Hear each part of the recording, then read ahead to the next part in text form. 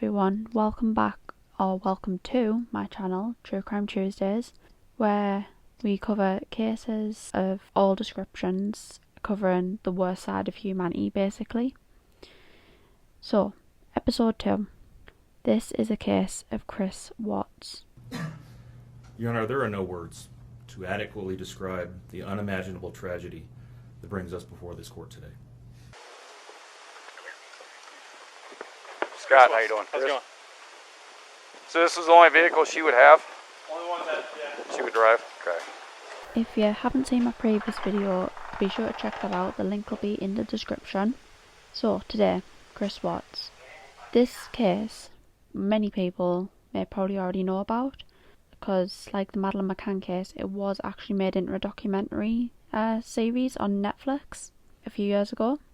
I have seen this documentary multiple times, and if you want to check it out, it's called American Murder: The Family Next Door. Quick disclaimer before we properly start today's episode: I don't own any of the clips and I don't own any of the background music, including the intro music. I thought I'd mention this quickly before I get copyrighted or anything of that description. So now that we've got that out the way, on with today's case. So, as per usual, some quick background information on Chris. So, Chris Watts was born May 16th, 1985, and was born Christopher Lee Watts in Spring Lake, North Carolina, and he attended Pine Forest High School as he was growing up. So, as I'm filming, recording and researching this, he would be around 37 in around a month's time. In 2010, he met his late wife Shanann, who at the time was an independent representative at Lavelle. If you're not from the States, like me, I bet you have no idea what it is either. It's a multi-level marketing company for a product called Thrive. Chris and Shanann got married in Mecklenburg County, which is on the border of North and South Carolina, on November 3rd, 2012, which was 2 years after they first met. A little over a year later, the couple had their first child. On December 17th, 2013, they brought their first daughter into the world. Her name was Bella Marie Watts. Around a year and a half later, on July 17th, 2015, they brought their second and last child into the world, and her name was Celeste Catherine Watts, or Cece for short. I'm probably going to end up using the nickname Cece, as that's what everyone referred to her as. So this is just information in case you get really confused, like who is Cece? It's their youngest daughter. They were due to have another baby on January 31st, 2019. However, this didn't happen as Shanann died 15 weeks into her pregnancy. The baby that they were going to have, they did find out was actually a boy, and they were going to name him Nico Lee Watts. Now, onto the case itself. In June 2018, Chris began to cheat on Shanann with a woman called Nicole Kessinger, and it was claimed the pair would meet around 4 or 5 times a week until they started a more physical relationship in early July of that same year.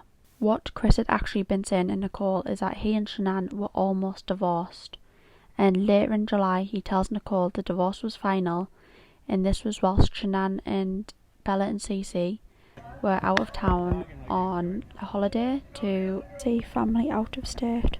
On July 31st, 2018, Chris flies to North Carolina to go meet up with his wife and kids, but it's shown that Shanann actually sent a friend some texts hinting that her and Chris were having sort of relationship problems, and that she was having problems between her and Chris's parents. This was about the fact that Shanann believed her mother-in-law, Cindy Watts, was trying to deliberately harm her youngest daughter or cause serious health issues.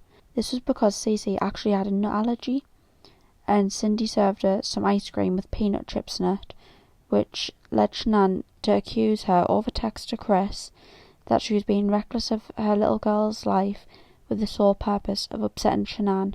This huge blowout between Shanann and Chris's parents led them to block Shanann on Facebook, causing her to rant that her and her kids are officially cut off from Chris's parents. A few days later, they opted to not attend Cece's birthday party or even reach out to her at all. This is when she sent Chris a very long paragraph expressing how disgusted she was about the whole situation. The paragraph read, "Truth came out last night. I didn't create no dagger between you and your dad. That was done by your mum and your dad. I won't change a thing. My daughter's life is way more important, and you better believe I wanted to say a whole lot more than I did, but I was being the bigger person and protecting Bella. I didn't tell your dad not to come to the party. I didn't tell him not to call or text your daughter on her birthday. I didn't tell him to start acting like he has 2 grandkids instead of 4. I didn't block your family on Facebook. He did. Myself and your kids have nothing to say to them. They do. They owe your kids their life. Your parents' home isn't a safe zone. Your mum isn't safe. You can let them tell you what you want, but I didn't tell anyone to stop loving your kids or stop acting like it. He did that to me. You can believe I created this dagger, but I didn't do that. I stood up for our kids and I advocated and protected our children. I don't ever want to hear, "I'm sorry I killed your kid because I was stupid." That would kill me. These kids are my world, and I have to protect them from all the evil in the world. I shouldn't have to protect them from evil family. Our kids deserve the same love and attention the other kids get, nothing less. I'm not accepting "I'm sorry" from your mum because she doesn't mean it. She knew exactly what she was doing. I made it very clear not to eat her around Celeste because she doesn't understand way before that happened. She's evil and willing to risk your daughter's life just to get under my skin. You and your dad are no different if you're okay with her behaviour. There is nothing wrong with me and I'm not crazy. I just love my kids way too much. From the day I left, you never said I missed you before I said it. Something changed when I left. You may be happier alone and that's fine. You can be alone. This pregnancy you have failed to acknowledge or to acknowledge how I'm feeling. The first trimester is the scariest and most dangerous, yet we can lose a baby at any point till delivery.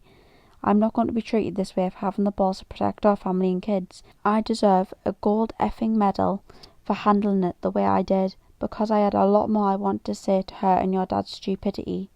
No one stands up to your mum and dad for that. He's just as guilty by not doing anything. I have nothing to do with him. Stop sharing memories of his grandkids. What does that have to do with me? They are effing with our kids' feelings, and I'm not okay with that. I'm their mother and I will protect them. I have enough to worry about with the world out there. I'm not going to worry about family. I will just remove it. After this, Chris admitted that his mum really screwed up and told her that he would call his dad and tell him what he thinks about this.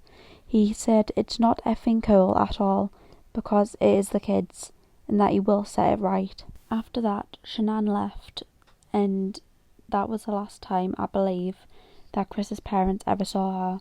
Between August 9th and August 13th, 2018, Shanann had to leave to go on a business trip to Arizona, which left Chris alone with the kids. On August 11th, 2018, Chris hires a babysitter while he goes out with Nicole.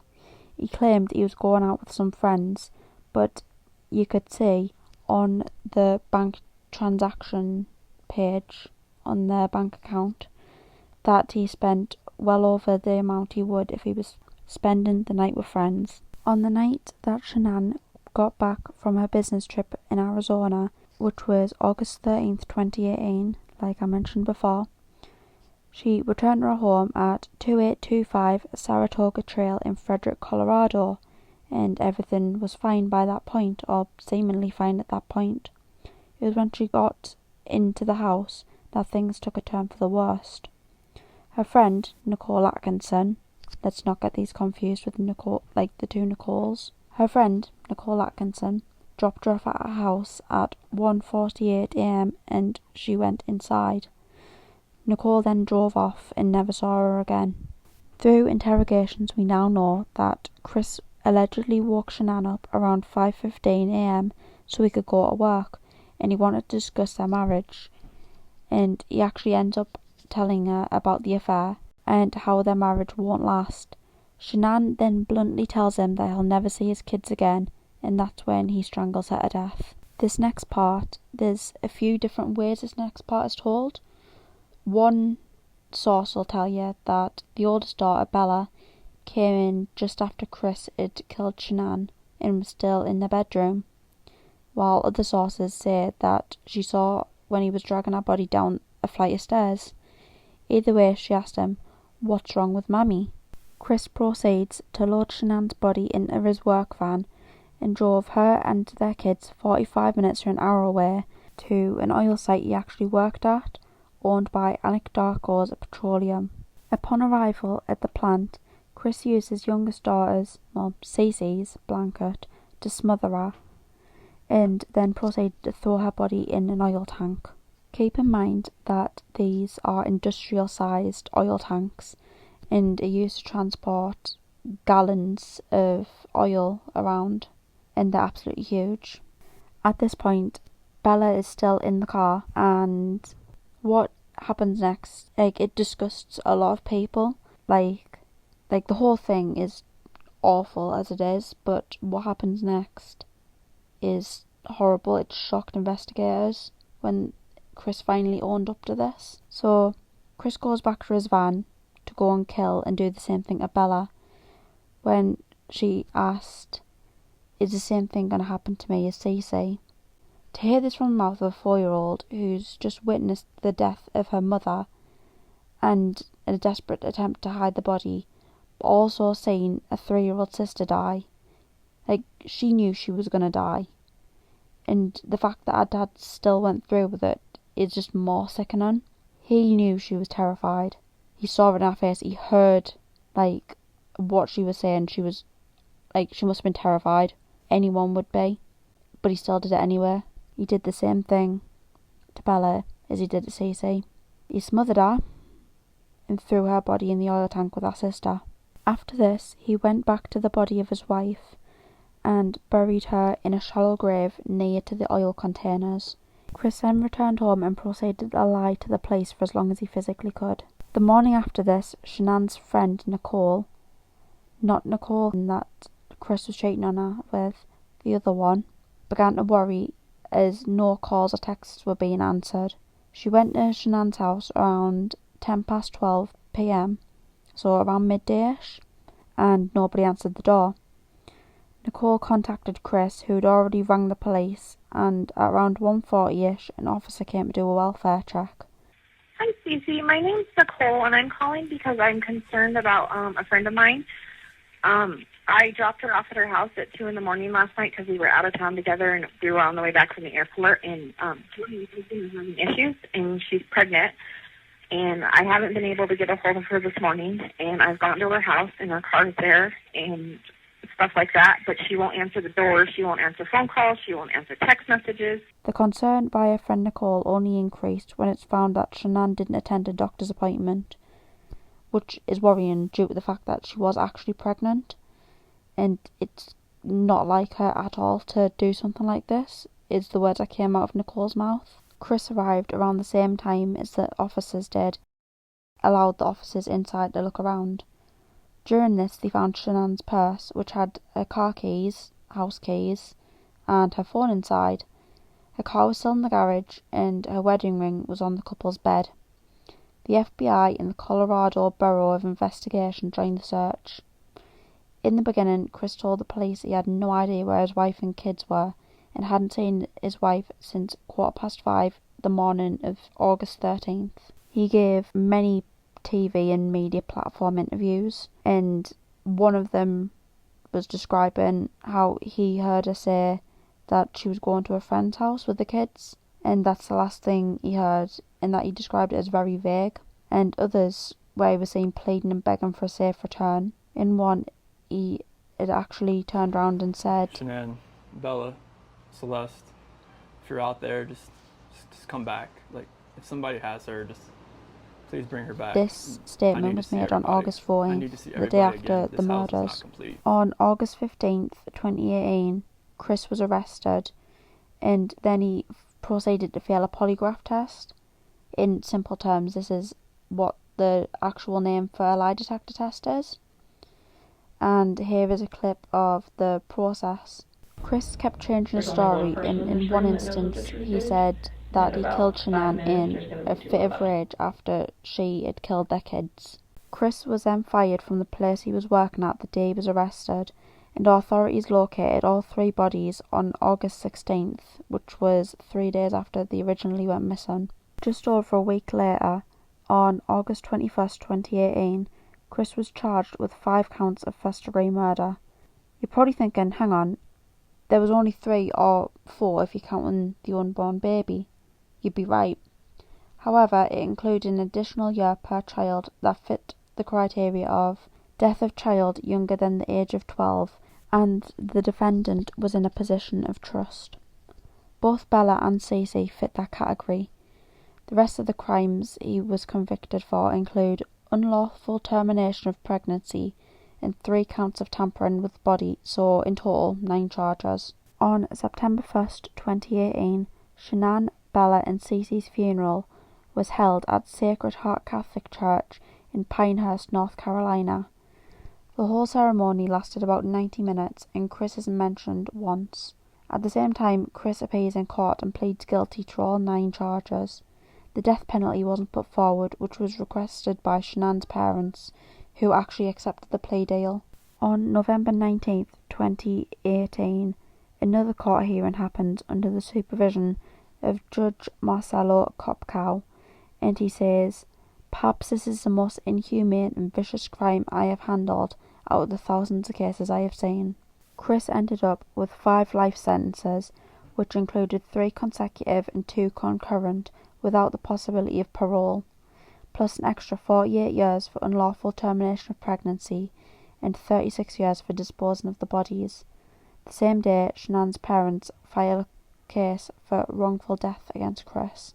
On December 3rd, 2018, Chris arrived at Dodd Correctional Institution, which is a maximum security prison in Wisconsin, due to safety concerns at the place he was being held in Colorado. He also participated in a 5-hour-long interview where he talks about the sickening details of the murders, confesses to killing and disposing the bodies, and Bella's last words to him. He claims it was like the epitome of being angry, the epitome of showing a rage, the epitome of losing your mind. After telling police this, he goes on to tell them about how Bella asked if it was going to happen to her, as I mentioned earlier, and how she actually tried to fight back. But being fought against a full-grown man in his 20s, potentially 30s, she can't really do much. On November 18th, 2019, Chris is made to pay Shanann's parents $6 million. The first $3 million is for each death, so $1 million per death, and the other $3 million is for emotional pain. This amount, however, is actually said to grow with an 8% increase. This probably won't be fulfilled as they'll probably never get the money, but it will stop Chris from profiting in any way, shape or form from these murders. Recently it came out, however, by Chris that he'd actually given Shanann a drug called OxyContin as a way to terminate the pregnancy. OxyContin is actually a strong painkiller used to treat very high-end things, and it's more potent than morphine and highly addictive, and everyone knows morphine is right up there with drugs that can't be registered to the public unless you actually have a prescription saying that you need it. Chris has also recently admitted that he actually tried to kill Bella and Cece hours before he succeeded and failed due to them actually waking up. So, where is he now? Chris Watts spends his days in prison communicating with his many pen pals. It's said that inside the prison he's an outcast. This is probably due to the fact that killing kids is just wrong. It is. Murdering people in general is wrong, but kids, bringing kids in, it's just that much worse. So he would not be popular at all for that. Someone who works in Dodge Correctional Institution actually came out to the media and said no one wants anything to do with him. He's on the lowest social tier of the entire prison. He's in protective custody because if he's around other inmates, he'd be in real danger. Chris gets a lot of death threats from other prisoners, and so does MJ, because of what they both did. It's said that they weren't able to put either of them in with just anyone. Many of the officers in Dodge think their job is to protect him and do it well. MJ is another child killer formerly known as Marcus Johnson, who Chris Watts actually gets along with pretty well. Chris gets a lot of post or mail in prison. Some of these letters offer compassion and admiration. Others threaten his life on a daily basis. Either way, an inside source told People magazine he does actually reply to these letters. A source told People magazine that Chris is a haunted man, unable to escape the shadow cast by his crimes, and says he can't shake the memories of his family and that they haunt him. He is his own psychological torment every day of his life, every day, every hour, every minute, full of regret and remorse for the choices he made. The source added that Chris wishes he could go back in time and handle things differently. Chris spends his days as a prison butcher, and in his free time he sits in the library working on his appeal. He is yet to lodge appeal paperwork, but Watts believes he will succeed. Carter told the Daily Mail that he is yet to accept reality. He seriously thinks he's going to get out of here one day, although everyone else knows he never will. He failed a lie detector. He admitted to police he had killed Shanann and the girls. He admitted it to his father. He admitted it to the correction officers in Dodge. But he still says he was framed for the murders and that he wasn't home when it happened. The TV show I mentioned at the start of this episode, American Murder: The Family Next Door on Netflix, used previously unseen footage and interviews to bring out the true horror of Chris's crimes to the public. A source told People's magazine that Chris hates the publicity it brought to him. Likewise, the family's lawyer, Stephen Lambert, told Inside Edition that the family didn't like Shanann and the kids' depiction in Lifetime's Chris Watts: A Confession of a Killer, which is another depiction of what happened in this case. There was a claim that it's a false narrative that does not accurately depict who Shanann was in life, who Bella was in life, who Cece was in life. When people go out and make things without our input, it does pain them, it does hurt them. Knowing he's in jail will bring peace to quite a lot of people and justice, and it actually wraps up pretty nicely for the end of this episode. So I want to know what you lot think about this case, because I find it disgusting, honestly. So put your opinions down in the comments. I will go through them, read them, because I'm actually really interested in what you think of it. Like and subscribe, because I quite actually enjoy doing this, believe it or not. And I have quite a few things planned for the next few episodes, so stay tuned for that. And until next time, this was True Crime Tuesdays.